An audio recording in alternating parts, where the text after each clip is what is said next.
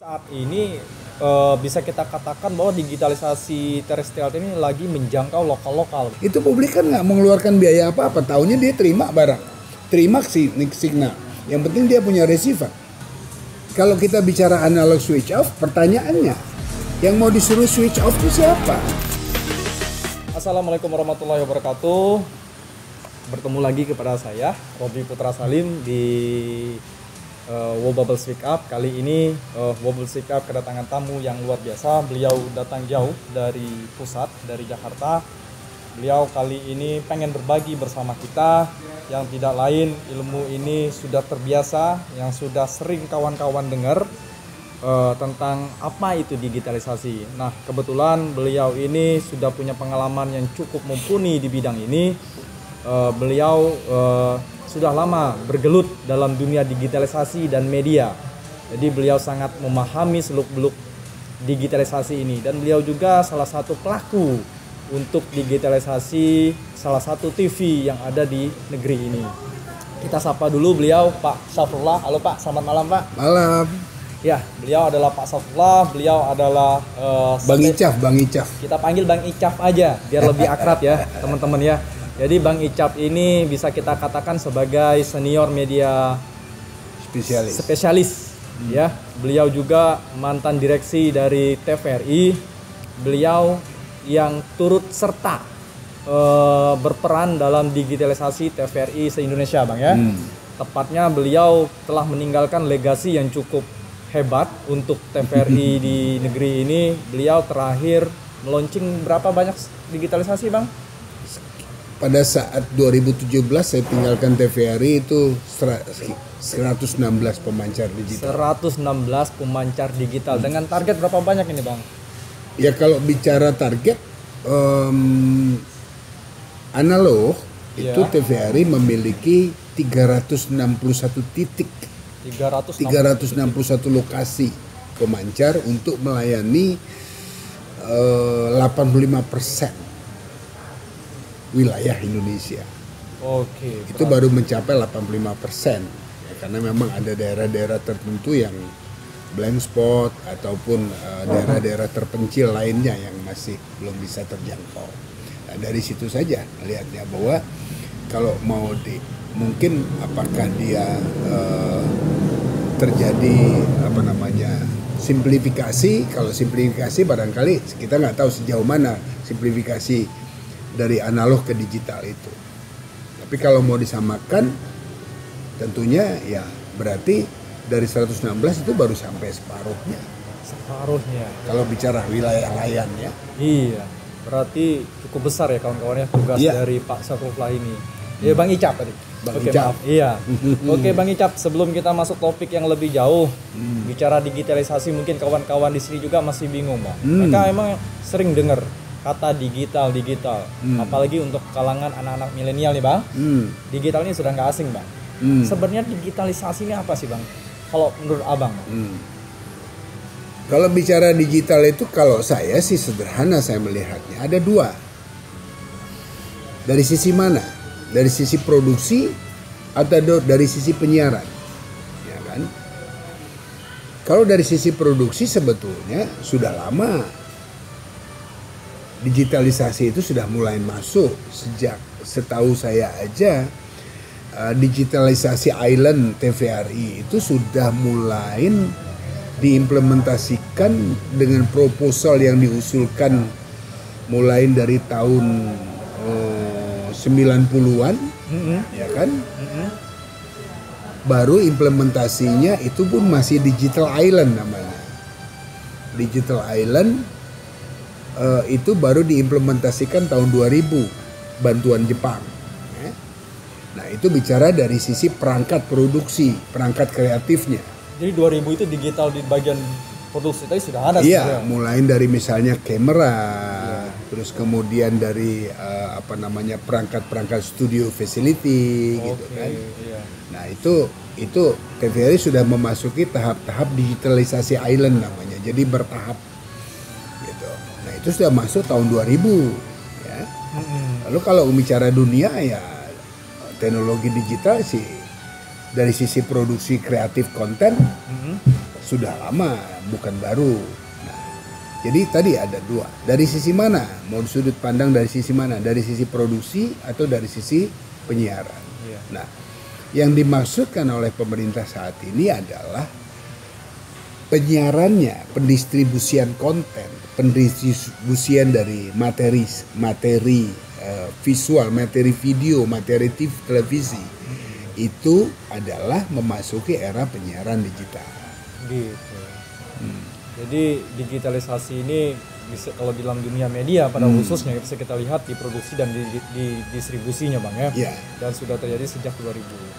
Nah, jadi berarti dengan perkembangan yang ada saat ini Bang, kita melihat perkembangan digitalisasi yang begitu masif dan begitu gencar. Yang kita lihat sekarang siapapun bisa menjadi siapa Bang ya dalam dunia digital ini Bang ya. Dan kita lihat untuk di daerah-daerah pun seperti di Bangka Belitung ini Bang, harus berupaya untuk memaksimalkan manfaat dari digital ini Bang. Kalau menurut Abang sendiri, manfaat digital untuk skala lokalnya apa yang bisa kita manfaatkan? Seperti yang Abang uraikan tadi di depan. Ya. Nah, kalau bicara pendistribusian materi, kembali lagi dia. Sebetulnya yang diangkat secara big issue dari pemerintah ini apa? Pendistribusian materi seperti apa? Kalau bicara dari sisi pendistribusian materi dari sisi digital konvergensi, multiplatform, itu pun sudah juga berjalan. Ya kan, itu sudah juga berjalan. Sudah lama barangkali, udah lebih dari 5 tahun. Ya kan, misalnya sekarang apa? Wow Bubble itu kan sudah menggunakan penyiaran digital. Iya. Tapi di jalur internet, broadband. Iya. Ya kan? Nah, yang diisukan pemerintah ini apa sih yang mau dimulai? Apa sih yang mau di switch off? Ya, yang mau di switch off adalah pendistribusian analog menjadi digital di mana? Di terestrial. Terestrial itu apa sih? Terestrial itu adalah jaringan distribusi materi di jaringan bumi. Itu yang dimaksudkan digitalisasi Indonesia. Di jaringan bumi. Kalau bicara jaringan satelit, nggak usah ngomong, udah lama itu. Sudah lama itu ya. Berarti kita ini lagi menuju digitalisasi terestrial tadi Bang. Terestrial. Berarti saat ini bisa kita katakan bahwa digitalisasi terestrial ini lagi menjangkau lokal-lokal Bang. Iya, kenapa terestrial? Kenapa terestrial? Terestrial itu kalau bicara terestrial ada kaitannya ke dalam ke sikap politik dan kemudian ke publik adalah terestrial itu akan memberikan layanan free to air. Free to air itu kan begini. Kalau bicara internet segala macam, publik mau menonton di jalur internet broadband segala macam, publik kan mesti bayar pulsa. Iya. Tapi kalau di jalur terestrial free to air, itu publik kan nggak mengeluarkan biaya apa-apa. Taunya dia terima barang, terima signal. Yang penting dia punya receiver. TV. Iya. Radio. Receivernya bisa menerima signal digital. Oke. Kan gitu. Nah itulah. Jadi itu yang disebut terestrial free to air. Jadi publik itu nggak mau mengeluarkan dana apapun untuk menerima signal. Untuk saat ini Bang, kondisi yang ada di daerah-daerah di lokal-lokal yang kalau sejauh ini Abang melihat apakah daerah itu sendiri sudah siap Bang untuk menerima free to air tadi Bang? Ya kalau bicara daerah siap dari sisi mana? Dari sisi penyediaan, penyaluran, atau dari sisi penerimaan? Dari sisi keduanya Bang. Nah, jadi kita begini, kita dari sisi penyaluran dulu. Ya. Dari sisi penyaluran dulu adalah media. Itu harus sudah siap infrastruktur terestrialnya untuk mencapai rumah-rumah publik. Ya kan? Nah, dari sisi penerimaan, publik harus punya receiver yang bisa menerima siaran digital itu. Yang mana publik selama ini analog aktivitasnya. Dengan analog switch off, iya. Berarti kan mereka sudah tidak bisa lagi menerima signal digital. Iya. Kalau beralih ke digital. Iya. Berarti mereka harus ada dua pilihannya. Apakah mereka mengganti perangkatnya menjadi TV receiver digital, ya, yang digital, atau mereka tetap bisa menggunakan perangkat yang lama tapi mereka perlu membeli yang disebut set-top box. Set-top box itu semacam perangkat receiver juga yang bisa dia mengolah dari digital to analog. Jadi D2A, Ya, D2A, ya, digital to analog. Iya, iya. Kenapa? Karena perangkatnya masih analog. Iya, iya. Jadi dia perlu perangkat tambahan. Kalau enggak dia tukar alatnya yang langsung menerima penyiaran digital itu sendiri. Jadi target pemerintah sendiri untuk mensegerakan nih Bang, analog switch off tadi semuanya akan menuju digital ini, itu kapan Bang? Saya nggak tahu persis, Cuman ada ukuran seperti ini misalnya.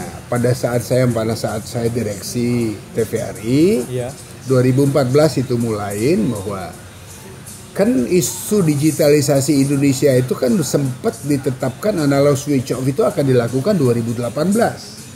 Target sebelumnya? Sebelumnya. Ada lagi sebelumnya lagi, tapi saya nggak ingat. Tapi yang saya ingat betul yang 2018. Nah, sementara saya duduk di TVRI pada saat itu sebagai direksi TVRI 2014. 2014 itu TVRI baru memiliki pemancar digital sebanyak 12 lokasi. Pemancar digitalnya? Iya. Infrastruktur yang ada ya? Infrastruktur yang ada untuk pemancar digital itu baru 12 lokasi yang existing ya. Iya. Itu pun terdiri dari 2 standar, DVB-T dan DVB-T2. Kenapa? Karena pada saat itu perangkat 12 lokasi ini hanya perangkat yang digunakan masih merupakan perangkat-perangkat yang dipakai uji coba penyiaran digital. Lagi trial operation. Seperti apa gitu. Nah, gitu kan? Nah, jadi begitu 2014 itu masih sebanyak baru 12 lokasi. Nah, sementara dari 2014 menuju ke 2018 ya. Kalau kita bicara analog switch off, pertanyaannya, yang mau disuruh switch off itu siapa? Gitu. Iya. Karena kalau bicara men-switch off analog, maka yang akan di-switch off itu adalah TVRI. Kenapa? TVRI memiliki pemancar di analog sebanyak 361 lokasi. Yang existing Bang ya? Yang existing. Untuk melayani di Indonesia. Oke. Saya nggak ingat persis Babel ini berapa ya yang analog. Nah, pastinya bahwa 361 lokasi TVRI memiliki pemancar di 361 lokasi adalah analog. Nah, apabila 2018 akan di switch off, berarti kan itu sama aja mematikan seluruh pemancar analog TVRI. Iya. Sementara TVRI 2014 baru punya pemancar sebanyak 12 lokasi. Oke, terus kalau tidak TVRI lalu kemana? Swasta. Iya. Swasta yang paling terbanyak itu salah satu saya nggak nyebut satu stasiunnya yang siapa ya. Ada satu stasiun swasta yang paling besar itu memiliki pemancar sebanyak 60 lokasi. Kenapa? Karena swasta tidak melulu bekerja di terestrial. Mereka bekerja di satelit. Satelit turun ke ground segment. Iya. Ya kan? Iya. Lewat kabel dan segala macam sebetulnya pengirimannya sudah signal digital. Tapi kalau penyebarannya dengan kabel bukan persoalan. Oh iya ya. Kan gitu kan? Bukan persoalan. Gitu. Berarti kalau kita melihat situasi ini, kita ini akan menuju digital itu pasti Bang ya. Lah ya jadi dengan demikian maka dari 2014 menuju 2018 itu pertanyaan kan saya sederhana. Ini Indonesia akan menetapkan analog switch off 2018 itu yang akan disuruh switch off siapa? Kan gitu. Iya. Nah, waktu itu saya menyampaikan pesan ini kepada Kominfo, ya kan. Lalu kemudian kalaupun masih mungkin untuk analog switch off dilakukan 2018 itu pun baru bisa bertahap. Makanya pada saat itu masih Pak Menterinya masih Pak Rudiantara, saya menyampaikan kepada Kominfo bahwa tahap awal analog switch off itu bisa kita lakukan di 29 ibu kota provinsi. Pada saat itu TVRI ada di 29 titik ibu kota provinsi. Kalau sekarang kan sudah 34. Nah, pada saat itu masih 29. Maka paling sederhana saya bilang, sudah di kota-kota besar aja dulu. Kita mulai penyiaran digital. Iya. Bagaimana Pak Safrullah untuk bisa dilakukan itu? Ya udah, dari 12 pemancar itu, 12 pemancar itu memang sudah ada di hanya berapa lokasi yang di remote, tapi yang lainnya hanya di kota besar. Lalu kemudian kita siapkan 2016 adalah penyiapan pemancar digital di kota-kota besar ibu kota provinsi termasuk Babel. Nah, gitu, termasuk Babel. Nah, 2016 alhamdulillah tercapai. Bersama Pak Rudiantara kita mendeklar bahwa TVRI siap penyiaran digital di 29 ibu kota provinsi. Berarti digitalisasi itu sebenarnya kita sudah siap. Ya, nah, jadi terus kemudian di samping itu waktu itu kebetulan ada pengadaan pemancar bantuan Perancis sebanyak 60 lokasi. Ya kan, sebanyak 60 lokasi. Nah, itu pun ada, saya lupa persis ya, tapi kalau nggak salah sekitar 10 pemancar kita tarik ke ibu kota provinsi. Nah, sisanya 50 itu tetap di remote area. Cuman kan bantuan Perancis itu kan dia dual cast. Bisa analog, bisa digital. Gitu. Bisa analog, bisa digital. Ya, tinggal kita tambah multiplexernya aja. Iya. Ya kan? Nah, oleh sebab itu pada saat itu kita jadi sangat cukup mudah untuk melakukan tahap 1 siap penyiaran digital di 29 ibu kota provinsi. Nah, di samping itu Kominfo pun membangun pemancar-pemancar di daerah-daerah 3T perbatasan. Ya, perbatasan terdepan dan terluar. Terluar, 3T. Nah, 3T. Nah, dari situ pada saat itu saya juga bersama Kominfo langsung dengan berani mengatakan bahwa langsung saja digital. Jangan lagi dengan dual cast, langsung saja digital. Kita harus yakin bahwa kita harus segera mulai. Untuk negara lain sendiri, Bang, apakah sudah lama? Oh, mereka udah lama. Apakah kita terlambat? Kita yang paling terlambat kalau bicara terlambat. Tapi kalau saya tidak pernah mengatakan terlambat lah, iya, ya, bahwa kita baru mulai. Iya, karena negara kita juga cukup besar, Bang, ya, untuk melalui migrasi. Punya alasan sendiri-sendiri lah. Iya. Ya, kan tidak ada kata terlambat. Kata terlambat, siapa yang mengatakan kata terlambat? Nggak ada. Oke. Cuman kapan kita mulai kan gitu. Nah, tinggal persoalannya kan ada komitmen tertentu secara politik, hubungan internasional dan segala macam. Mungkin kita pernah menjanjikan sesuatu dan segala macam.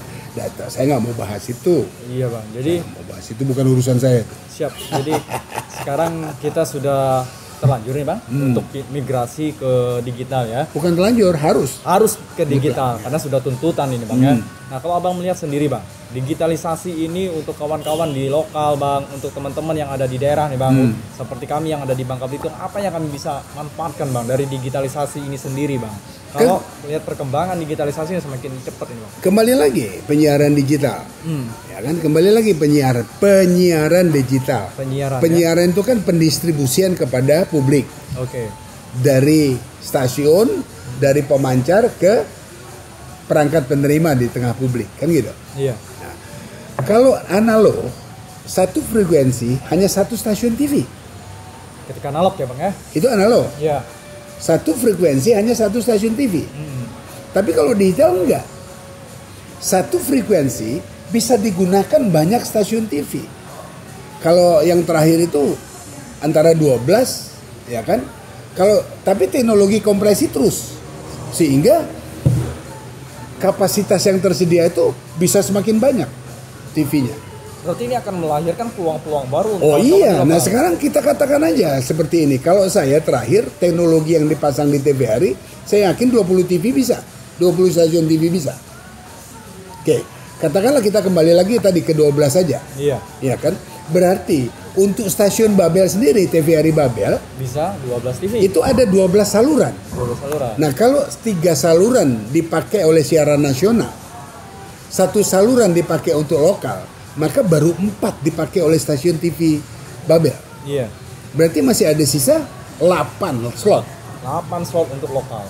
Untuk lokal.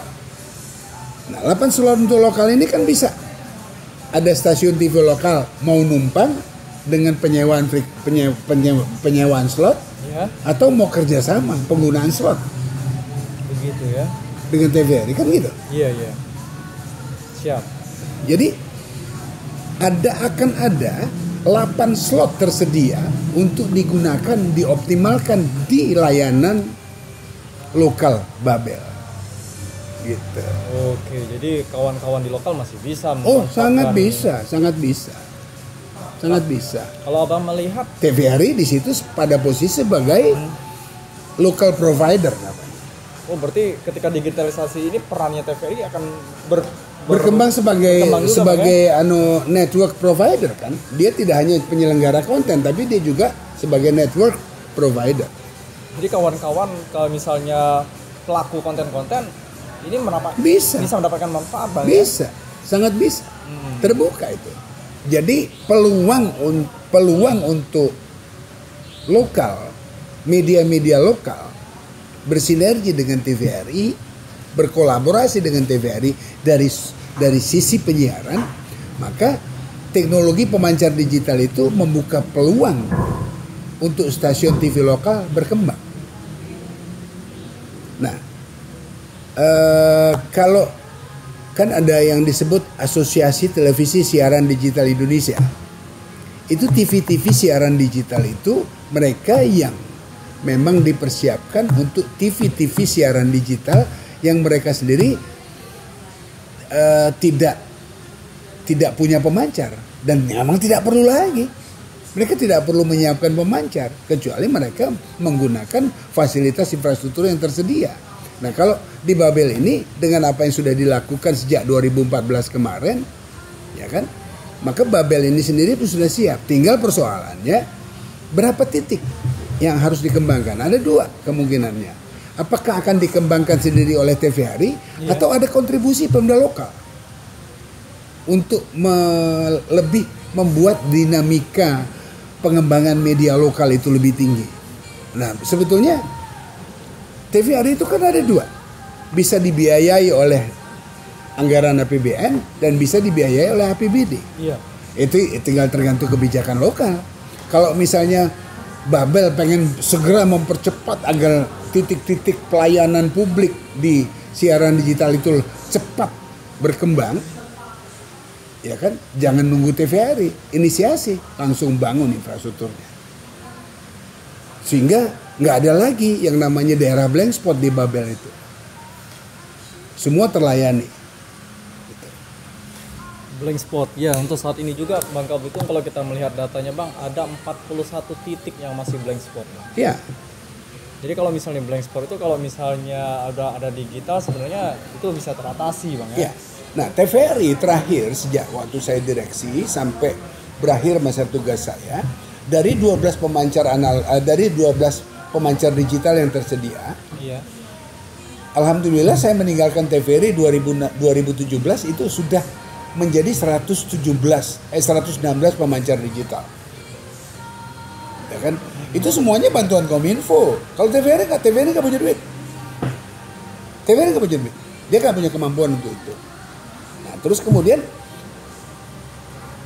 kalau misalnya Babel ini pengen segera mencapai seluruh titik layanan di wilayah provinsi Babel, ya kalau saya bilang sih langkahnya adalah bantuan Pemda. Iya Bang. Cepat dia. Bang Kabitung masih bisa menjadi salah satu daerah inisiator Bang sebagai pilot. Kenapa tidak berani digitalisasi. untuk menjadi pilot project? Iya, karena untuk provinsinya penyiaran kan nggak digital. begitu besar juga, Oh nggak begitu iya, luas, ya iya. kan? Masih bisa sepertinya ya Bang ya. Oke, jadi kita dapat melihat bahwa digitalisasi ini sebenarnya memberikan banyak peluang kepada kawan-kawan lokal bahwa kedepannya digitalisasi ini bisa kita rasakan manfaatnya Bang ya. Untuk kawan-kawan penyedia konten pun bisa merasakan dampak dari ini sendiri Bang ya. Jadi untuk saran Abang nih melihat perkembangan dari digitalisasi tadi, Abang lebih menyarankan bahwa Pemda segera Bang ya mengambil inisiatif ataupun berperan lebih Bang ya untuk Bang berperan terhadap digitalisasi ini. Benar kan Bang ya? Ya. Kalau kalau kita lihat karena di tingkat daerah ini, dimanapun daerahnya kan memiliki karakter beda-beda Bang ya dalam penikmat konten gitu Bang ya. Sudah waktunya apa namanya Bang, pemerintah itu sendiri menyiapkan digitalisasi ini jauh lebih siap Bang ya. Jadi begini, kalau itu saya berpengalaman memimpin stasiun lokal, terutama sekali saya 2 kali ya. Hanya saya dari teman-teman yang lain banyak berpindah-pindah jadi kepala stasiun. Saya cuma 2 kali merasakan jadi kepala stasiun daerah. Kenapa? Baru 2 kali saya langsung kembali lagi sebagai direksi, kembali lagi kantor pusat. Jadi saya cuma 2 kali memimpin stasiun daerah. Tapi dari 2 kali pengalaman memimpin stasiun daerah itu, ya, kita bicara dari sisi wisdom.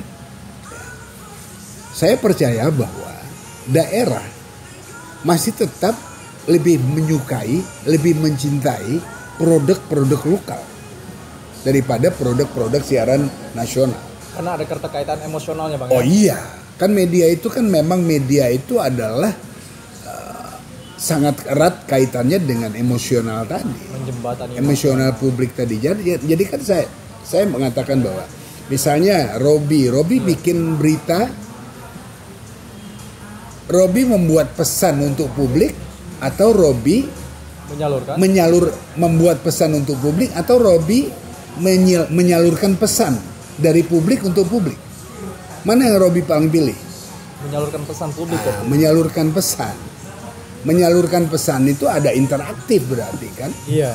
Kalau ada pemerintah, ada publik, ada pemerintah, itu dari sisi kepemerintahan atau dari produk-produk lokal lain yang lain gitu. Tapi sekali lagi bahwa tentunya pesan itu sendiri bukan kita yang membuat pesan, terus kemudian kalau kita membuat pesan tinggal orang yang penonton ini mau menikmatin pesan itu atau enggak, punya kepentingan terhadap pesan itu atau tidak. Tapi kalau pesan mereka disalurkan, ini kan beda. Gitu. Sangat beda ini. Gitu.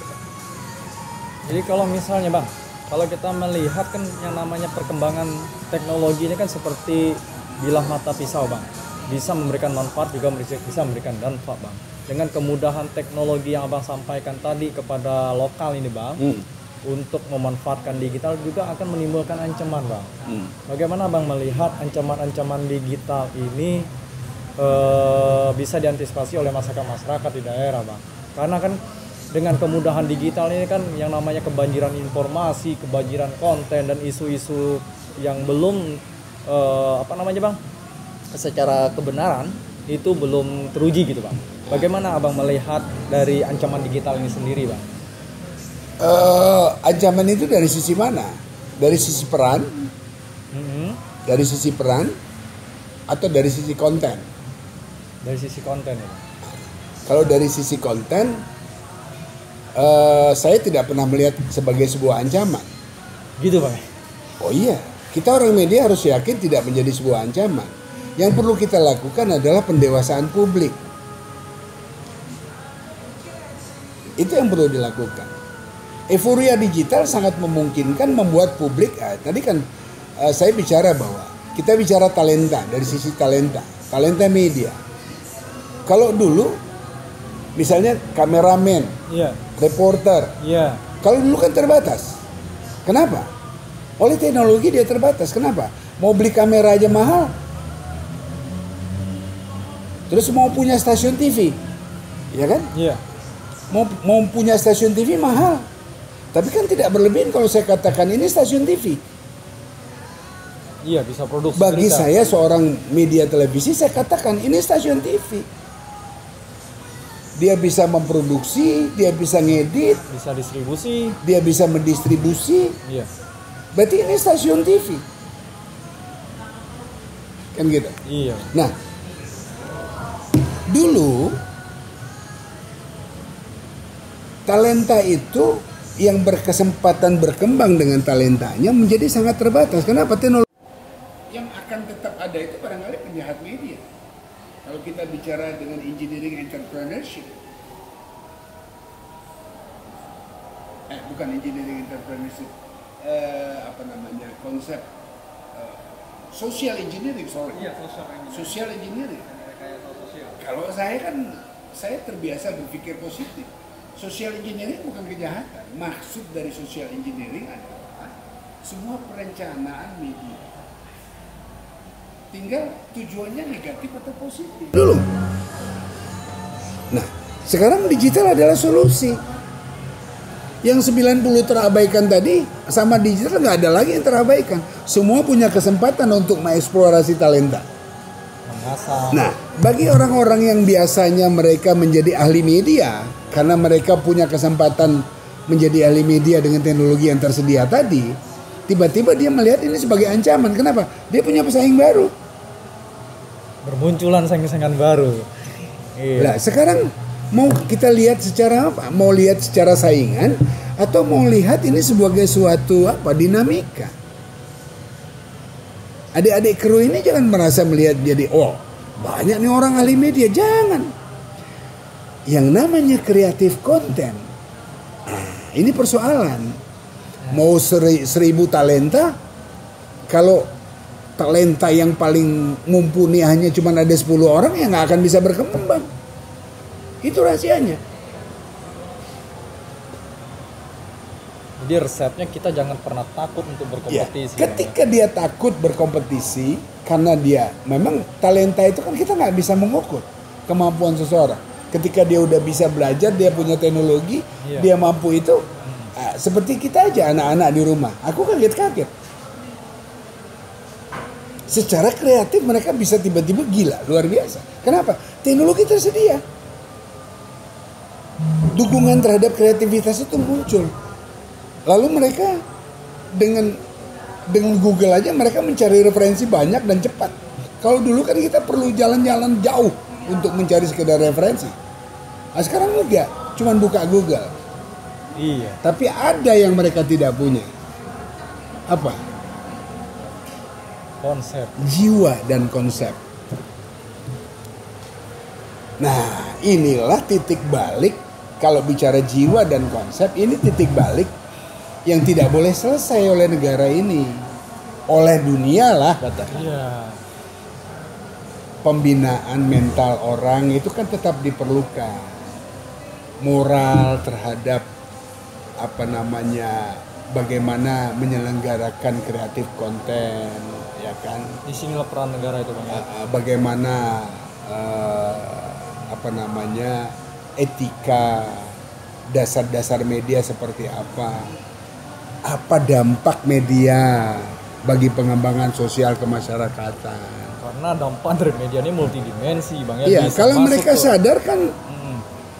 sadar kan yang akan tetap ada itu barangkali penjahat media. Kalau kita bicara dengan engineering entrepreneurship. Bukan engineering entrepreneurship. Konsep social engineering, sorry. Iya, social engineering. Social engineering. Teknik rekayasa sosial. Kalau saya terbiasa berpikir positif. Social engineering bukan kejahatan. Maksud dari social engineering adalah sebuah perencanaan media. Tinggal tujuannya negatif atau positif. Tapi social engineering itu dikonotasikan negatif. Kenapa? Banyak digunakan hanya terbatas kepada kepentingan dari pembuat media, kan gitu? Iya. Bukan pada kepentingan publik. Jadi lebih banyak kepentingan kepada owner media. Yang pembuat media, yang pencipta media. Iya. Itulah makanya jadi social engineering itu berkonotasi sangat negatif. Kalau saya sih orang positif. Kenapa? Social engineering itu konsep. Tinggal tujuannya mau positif atau negatif, kan gitu. Iya. Oke, kawan-kawan Sobabel, kita sudah berdiskusi nih tentang perjalanan digitalisasi khususnya di dunia media. Ternyata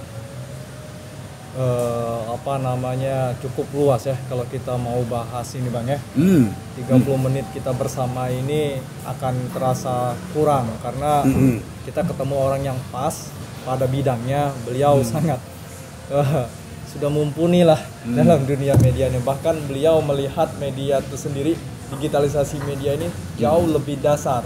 Secara filosofis media ini seperti apa? Sebenarnya sendiri Bang ya, kalau kita melihat dari perkembangan digitalisasi media yang begitu pesat gini Bang ya, kita melihat media sudah masuk ke sendi-sendi kehidupan. Sebenarnya media ini memiliki pengaruh yang kuat Bang ya. Yang Abang bilang tadi bisa merekayasa sosial. Seharusnya kita di sini kalau melihat dari digitalisasi media ini harus, kalau saya bisa katakan, pemerintah di sini Bang sebagai regulator harus mengambil peran lebih Bang, agar apa, dampak dari rekayasa sosial tadi tidak salah arah gitu Bang. Ya, jadi kita bicara kembali lagi ke digital. Iya. Kalau digital menjadi sebuah ancaman. Dari sisi mana? Kalau dari sisi diversity of content, maka digital adalah solusi. Karena dia akan membuka transparansi Bang. Kemudahan penyelenggaraan media. Ya. Dari sisi produksi saja, yang namanya siaran langsung dari titik manapun dengan mudah bisa disampaikan. Yang kita lebih kenal dengan jurnalis warga gitu. Lalu kemudian perangkatnya lebih compact, murah bahkan sudah. Iya. Jadi kan itu satu. Jadi dari sisi konten, digital adalah solusi dari the diversity of content. Nah, Indonesia bicara konten sangat banyak dan kaya. Oke, bagaimana Pak Bel? Nah, apa yang menjadi ancaman? Kecenderungan ancaman itu hanya berbicara dari diversity of ownership. Oh, seperti itu. Dari persaingan bisnis. Ya. Kan orang bisa bikin stasiun TV nggak perlu menyiapkan pemancar. Dia cukup punya perangkat produksi pun sudah murah. Ini kan tadi saya bilang. Iya. Kalau saya mau kerja sendiri aja dengan vlog, sebetulnya. Di titik manapun, kapanpun saya pakai alat ini aja satu udah jadi saya. Tersebar itu informasi. Nah, iya. Sama halnya dengan televisi tadi Pak ya? Iya kan? Iya. Nah, jadi kalau dari sisi diversity of ownership, maka digital itu menjadi ancaman. Nah, kembali lagi ke tadi penyiaran digital tadi. Satu saluran frekuensi akan banyak saluran TV. Nah, TV yang akan bermunculan sudah perangkatnya sangat murah untuk membuat studio produksi. Tapi dia juga kemudian nggak perlu ada pemancar, dia cukup sewa slot dengan TVRI. Bisa siaran dia di terestrial. Kan gitu. Saya melihat jiwa positif nih dari Abang dari digital. Loh iya, jadi semangat positif jadi, tinggi nih untuk kalau menurut saya yang punya kecenderungan akan melihat ini sebuah ancaman itu tadi dari sisi diversity of ownership. Nah, tapi kemudian menurut saya lagi kalau itu menjadi ancaman terlalu naif. Kenapa? Digital udah nggak bisa dihalangin. Pasti akan terjadi keniscayaan. Iya. Nah, sekarang bagaimana memasuki itu? Memasuki persaingan tapi tidak meniadakan persaingan. Ini kan memerlukan kecerdasan. Ini kuncinya. Memasuki persaingan dengan meniadakan persaingan. Itulah sebenarnya dari solusi digital tadi Bang ya. Solusi digital adalah membangun kolaborasi. Memasuki persaingan, meniadakan persaingan. Oke kawan-kawan. Bergelut di dalam persaingan, tapi meniadakan persaingan itu sendiri. Kita dapat kata kuncinya. Jadi kan untuk menuju digitalisasi ini, talenta-talenta baru akan muncul, semua akan lebih mudah mempunyai mengasah mental, mengasah talentanya tadi, sehingga talenta-talenta dalam dunia digital akan berkembang. Dan ini seharusnya tidak kita anggap menjadi ancaman, jangan kita pandang sebagai kompetisi. Bicara lagi, liar. Iya. Sekarang begini, kalau kita bicara digital membuat publik sebagai user generated content. Oke. Kan gitu. Iya. Itu kan kata-kata ini kan sudah menjadi kata yang mendunia. User generated content. UGC. Nah, tadi saya bilang, saya user. Iya. Saya bisa mengenerate konten. Emang Robi bisa marah sama saya? Nggak bisa. Iya.